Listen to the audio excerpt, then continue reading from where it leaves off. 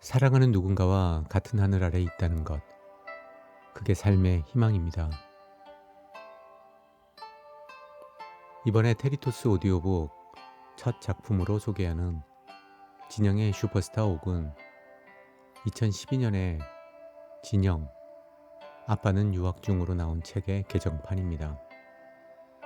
누구에게나 그리운 시절이 있는 건 그 안에 그리운 사람이 있기 때문이죠. 진영의 슈퍼스타 옥을 통해 그리운 시절과 가슴 시린 누군가를 떠올려 보세요. 구독, 좋아요는 글을 쓰는 제게 큰 힘이 됩니다. 참, 알람 설정도 잊지 마시고요. 16장 황금 날개. 정확한 금액이 기억나지 않지만 최소한 2, 3천 원은 좋게 했을 비싼 축구화를 엄마가 사줬다. 평소 엄마의 근검절약을 볼 때 믿기 힘든 파격이었다. 바닥에 진까지 붙어있는 월드컵 축구화를 신는 순간 당장에라도 수비수 10명을 제치고 골을 넣을 것 같은 힘이 두 다리에 장착된 기분이었다. 한반에 고무신 신는 아이가 좋기 10명은 되었다. 월드컵 축구화가 아무리 최고 지도위원에게 걸맞는다 해도 고무신 신는 집과 별반 형편이 다를 게 없는 우리 집 상황에서는 미스터리가 아닐 수 없었다. 지금도 여전하지만 진영 시절 엄마의 알뜰함은 실로 대단했고 그 사정을 알면서도 철없는 나는 가끔 소가리를 했다. 대흥국민학교에서 처음으로 보이스카웃이 창설되었고 지도위원은 당연히 가입하는 분위기였다. 유니폼 및 관련 용품 구입비에 회비를 포함해 4천 원이 필요했다. 아마 우리 가족 일주일 생활비에 해당하는 금액이었을 거다. 조르고 또 졸랐지만 엄마는 요지부동이었다. 아들 하나 보이스카웃에 가입시키려고 가족이 일주일이나 굶을 수는 없는 노릇이었을 테니 당연했다. 나도 그 정도 사정은 알고 있었지만 막무가내 죽을 각오로 매달렸다. 푸른 보이스카웃 단복이 눈앞에서 아른거렸다. 그러나 생존에 필수적인 것과 아닌 것 사이의 기준이 명확한 엄마를 꺾을 수는 없었다. 철없는 소년에게는 우리 엄마가 결코 이해할 수 없는 허영이라는 또 다른 차원의 생존이 걸린 문제였다. 행사가 있는 날이면 보이스카웃 아이들은 떡하니 단복을 입고 학교로 왔다. 그 아이들을 볼 때마다 부러움에 나는 절망했다. 엄마 기준에 사치는 집에서 할 수 있는데 굳이 밖에 나가서 돈을 쓰는 거다. 집에서 밥을 안 먹고 식당에서 먹는 거, 텔레비전 보면 되는데 굳이 극장 가는 거 등등. 엄마의 이런 원칙과 충돌할 수밖에 없는 사건이 발생했다. 진영 생활이 막바지에 다다를 시점, 집 바로 뒤편에 있는 대한극장에서 황금 날개를 상영한다는 포스터가 그것도 우리 집 담벼락을 비롯해 동네 곳곳에 붙었다. 황금 날개는 로버트 태권브이를 만든 김청기 감독의 후속작으로 차마 믿을 수는 없는 이야기였지만 로버트 태권브이보다 더 재미있다고 했다. 어린이 잡지에 나온 그런 기사를 믿은 건 아니었다. 세상에 말이 되나? 어떻게 로버트 태권브이보다 더 재미있을 수가 있지? 당시 로버트 태권브이는 우리의 영웅이었고 학교에서 단체 관람을 갔기에 안 본 사람이 없었다. 하지만 먹어보지 않은 바나나가 제일 맛있는 과일이었던 것처럼 미지의 영역은 그래서 더 매혹적이었다.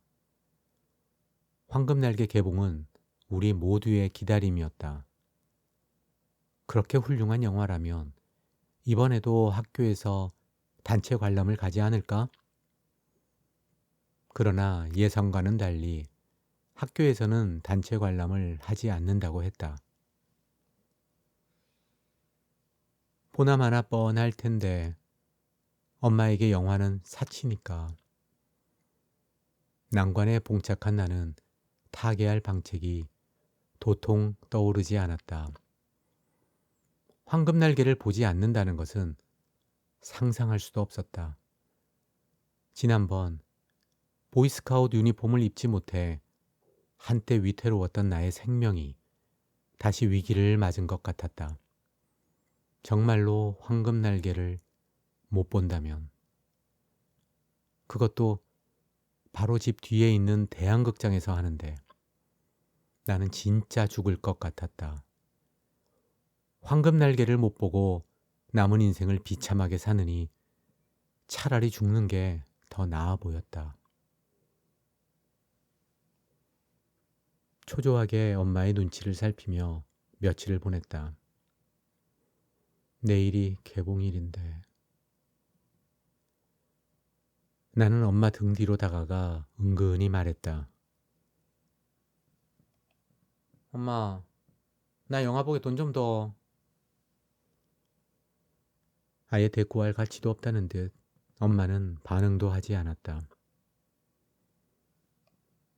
엄마, 대한극장에서 만화 영화 한다. 친구들 다 본다 카더라. 나도 좀 보자. 돈 좀 더. 그제야 엄마가 나를 돌아봤다. 네 숙제 다 했나? 5분이면 다 한다. 엄마, 나도 영화 좀 보자. 집어치워라. 말이 되는 소리를 좀 해라. 나는 안다. 엄마가 이 정도로 나오면 아무리 해도 안 되는 일이라는 것을. 괜히 더 진도를 나갔다가는 오히려 역풍만 맞는다는 것을. 일단 때를 노리며 조용히 후퇴하는 게 상책이었다. 아무래도 개봉일 관람은 포기하는 게 좋을 듯 싶었다. 그래, 중요한 건 보냐 못 보냐지. 개봉일이 뭐가 중요해. 며칠이 지나 토요일이 되었다. 다시 한번 슬그머니 엄마의 눈치를 살펴보았다. 엄마, 영화 본 아들이 진짜 재밌다 하더라. 그거 안 보면 완전히 바보 된다 아이가. 엄마는 역시 들은 채도 하지 않았다. 엄마, 선생님들도 진짜 좋은 영화라고 꼭 보라 하더라. 사실 황금날개를 언급한 선생은 단 한 명도 없었다. 정신이 나가지 않고서야 누가 황금날개를 보라고 수업 시간에 부추길까? 그러나 어쩔 수 없었다. 조금의 과장이, 아니 거짓말이 필요한 시점이었다. 선생님이라는 말에 엄마가 그제야 관심을 드러냈다. 영화 제목이 뭔데? 순간 제목만 그럴듯하게 바꾸면 바로 돈을 받을 수 있다는 것을 알았다. 순교자의 헌신, 높은 곳을 향하여, 새벽 기도의 종소리. 이런 제목이라면 엄마가 분명 넘어올 것도 같았다. 그러나 뒷감당을 할 자신이 없었다. 나는 쭈뼛거리며 말했다. 황금날개. 뭐라고? 황금날개? 엄마가 잠시 생각하더니 말을 이었다. 그거 담벼락에 붙은 저 시뻘건 만화 아이가? 맞다. 넘어올 것 같은 엄마가 저 멀찍이 도망가 버렸다. 네 진짜 선생님이 그거 보라고 했나? 여기서 이실직고를 할 수는 없었다. 진짜 보라 했다. 그러나 엄마는 명쾌하게 결론을 내렸다. 황금날개 본다고 황금이 나오나 아니면 은이 나오나. 마 당장 집어치워라. 그랬다. 황금 날개 본다고 황금이 생길 리는 없었다. 하지만 생명이 걸린 나는 주저앉을 수만은 없었다. 늦은 오후 귀지를 파느라 난 엄마 무릎을 베고 누워 있었다. 그럴 때면 항상 스르르 잠이 들곤 했다. 그날도 예외 없이 조금씩 잠이 몰려왔다. 가물가물하던 순간 번쩍 묘안이 스쳤다. 내가 잠이 든 것 같자 엄마는 나를 무릎에서 내려 옆에 누이고 성경을 읽기 시작했다. 한 5분쯤 지났을까? 나는 잠꼬대를 시작했다. 황금날개, 황금날개, 안 된다. 가지 마라. 황금날개, 가지 마라. 엄마의 놀라는 반응을 느낀 나는 다시 잠에 빠진 듯 조용히 규칙적인 숨을 내쉬었다. 한 1, 2분이 흐른 후 이번에는 입속으로 웅얼거리며 작은 소리로 잠꼬대했다. 무슨 말을 하는지 궁금한 엄마가 옆으로 오는 게 느껴졌다. 체온이 느껴질 정도로 가까이 온 것 같았다. 쐐기를 박아야 할 시점에 도달했음을 알았다. 작지만 또렷하게 몸까지 조금 뒤척이며 중얼거렸다. 아니다, 내 잘못했다. 황금날개야. 가지 마라. 황금날개, 가지 마라. 엄마의 반응을 알 길은 없었지만 이제 모든 건 하늘에 맡길 뿐이었다. 더 연극을 하다가는 들통날 게 뻔했고 게다가 아까부터 잠이 오는 것을 억지로 참고 있었다. 잠시 후 나는 진짜로 잠이 들었다.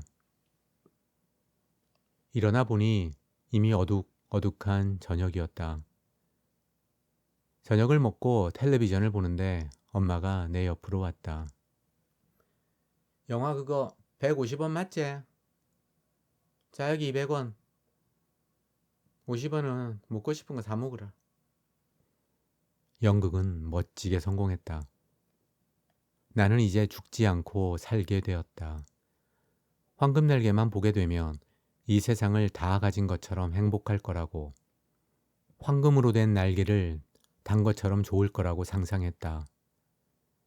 그러나 200원을 손에 쥔 순간 이상하게 하나도 기분이 좋지 않았다.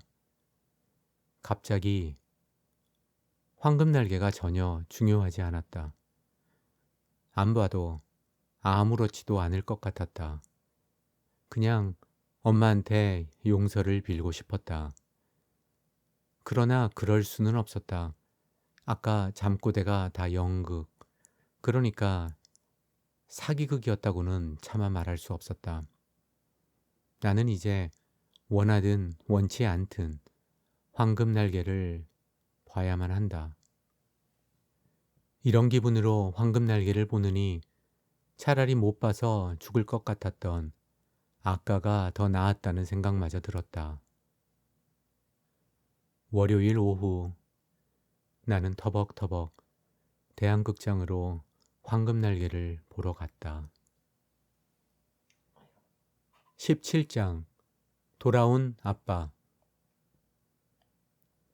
어느 날 엄마가 물었다. 성우야, 너 미국 갈래? 미국? 당연히 미국 가야지. 가서 링컨 컨티넨탈 타야지. 훈아, 니도 미국 가고 싶지? 그런 뻔한 질문이 어디 있냐는 듯 훈이가 나를 보며 고개를 끄덕였다. 아빠가 탄 링컨 컨티넨탈 사진 하나에 우리 반 전체가 하루 종일 들썩였었다. 만약에 내가 미국에서 링컨 컨티넨탈을 탄 사진을 친구들에게 보낸다면 과연 어떤 일이 벌어질까? 어쩌면 그날 하루 우리 학교는 아예 문을 닫아야 할지도 모른다. 게다가 미국에 가려면 비행기를 타야 하지 않은가? 세상에, 비행기라니. 엄마, 나 미국 갈란다. 빨리 가자. 미국에 빨리 가자. 1978년 공부를 끝낸 아빠에게 손을 내미는 사람들이 적지 않았다. 며칠 동안 아빠와 시간을 보냈던 시카고 고모부가 말했다. 성호야, 한 번은 내가 네 아빠 모시고 시카고 한 유지집에 갔다 아이가. 시카고에서 이름만 대모 다 아는 한인 유지들이 막 싹 다 모여있더라. 한국일보 지사장, 의사, 변호사, 막 사업하는 사람들. 그 사람들이 막 시카고에서 교회 하자고 네 아빠한테 간곡하게 부탁을 하더라 아이가. 자기네들이 마음만 먹으면 막 1, 2년 안에 제일 큰 교회 만들 수 있다고. 그때 네 아빠가 딱 잘라서 그러더라. 나는 한국에서 꼭 해야 할 일이 있기 때문에 미국에 남을 수 없다고. 맘만 먹었다면 아빠는 얼마든지 미국에서 안정된 출발을 할 수 있었다. 그리고 그건 교회 개척보다 훨씬 매력적이었을 것이다. 그러나 아빠는 모든 유혹을 물리치고 애초에 결심한 대로 귀국했다. 아주 더운 여름날 아빠를 마중하러 엄마가 서울로 올라갔다. 한국에서도 아빠를 청빙하려는 꽤 큰 교회가 있었다. 엄마는 은근히 그쪽을 원했다. 그러나 교회 개척에 대한 아빠의 결심은 확고했고 항상 그랬듯 엄마는 믿고 따랐다. 엄마가 서울로 간 지 며칠이나 되었을까? 학교를 마치고 집으로 가는데 집 앞 골목길에서 이모를 만났다. 성호야, 아빠 오셨다. 빨리 가봐라. 대문을 열고 들어설 20초 남짓 남은 시간에 지난 며칠 동안 고민하던 문제에 결론을 내려야 했다. 그게 뭐냐고? 아빠를 만나면 어떻게 인사할지가 내겐 꽤나 큰 숙제였다. 보통 아이라면 아빠 부르며 뛰어가 품에 안기겠지만 내겐 어색하기만 했다. 닭살이 돋는다고나 할까. 그렇다고 넙죽, 큰절을 하는 것도 이상하고 자연스럽지만 뭔가 특별한 게 없을까 고민했다. 그래서 찾아낸 게 거수경례. 지난 3년간 진영에서 군인처럼 씩씩하게 자랐다는 것을 보여주자는 생각에서였다. 그래, 그거로 하자. 집으로 뛰어가 대문을 열고 층계를 내려가자 바로 앞에 아빠의 뒷모습이 있었다. 인기척을 느낀 아빠가 돌아서는 순간 나는 자리에 서서 거수경례를 하며 큰 소리로 말했다. 충성! 아빠 안녕하십니까? 내가 생각한 각본대로라면 아빠도 웃으며 거수경례로 맞받는 것이었다. 충성! 그래, 성호야 너는 잘 있었니? 아빠는 아무 말 없이 나를 끌어안았다. 그날 오후 아빠는 나와 훈이를 목욕시켰다. 다행히 고모처럼 떼수건으로 빡빡 미는 건 아니었고 시원한 물 샤워였다. 내가 어떻게 인사를 할지 고민했던 것처럼 아빠도 훌쩍 성장한 아들들에게 어떻게 사랑을 표현할지 고심했던 것 같다.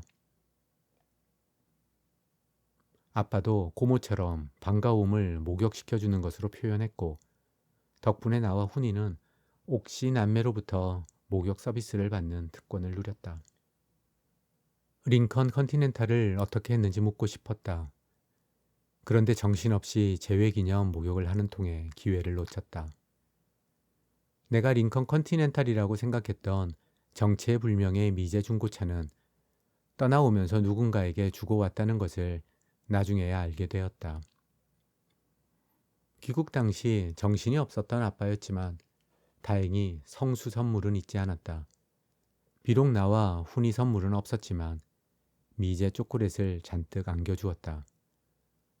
아빠가 곁에 있다는 것만으로도 왠지 달라진 것 같은 위상을 느꼈다. 함께 지낸 며칠을 통해 우리 형제는 비로소 그 존재를 실감했다. 생소하지만 색다른 안정감을 느낄 수 있었다. 며칠 동안 다다미 방에서 아빠는 미국에서 찍은 수백 장의 사진을 환등기에 넣고 슬라이드 쇼로 보여주었다. 나는 친한 친구 몇 명만 특별히 초대했다. 사진 하나하나마다 기막힌 사연이 담겨 있었고 나와 친구들은 웃고 또 울면서 아빠 이야기에 빠져들었다. 우리는 놀란 입을 다물지 못했고 나는 아빠가 자랑스러웠다. 며칠이 지나고 아빠는 충무와 거제도를 들렸다가 다시 서울로 올라갈 예정이었다. 성호야, 뭐 하나 사줄까? 나와 훈이에게 선물 하나 안겨주지 못한 게 내내 마음에 걸렸던 게 분명했다. 나는 전부터 갖고 싶은 게 있었다. 학교에 공부를 하러 가는지 축구를 하러 가는지 구분이 쉽지 않았던 내게 가죽공은 로망이었다. 다음 날 시계를 찼을 때보다 더 흥분해서 교실에 들어선 내 손에는 가죽 축구공이 들려 있었다. 어느 때보다 더 마음껏 뛰어놀았다.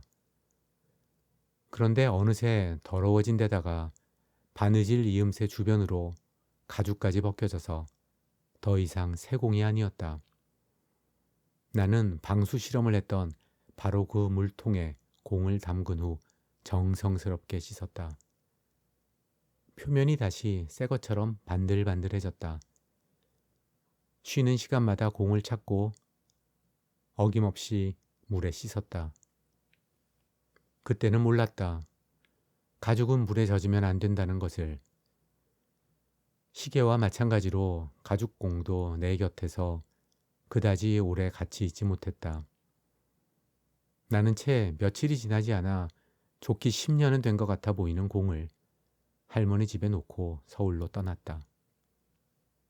3년 전 진영에 빨리 가고 싶어 안달할 때처럼 서울이 그립진 않았다. 그렇다고 진영에 계속 머물고 싶지도 않았다. 뭔지는 몰라도 새로운 출발을 앞둔 의욕에 찬 아빠의 모습은 어리고 철없는 우리에게까지 기대감을 갖도록 하기에 충분했다. 이제 제법 몸도 마음도 커진 나와 훈이에게 다시 돌아가는 서울은 두려움보다는 큰 설렘으로 다가왔다.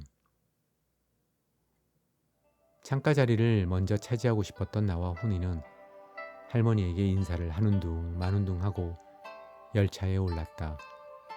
창가 한 자리는 어차피 막내 몫이라 생각했으니 나머지 한 자리를 차지하기 위해 나는 훈이와 실랑이를 했다. 훈이를 제치고 창가 자리에 앉았다. 창밖에 우리를 향해 손을 흔들며 우는 외할머니의 모습이 보였다.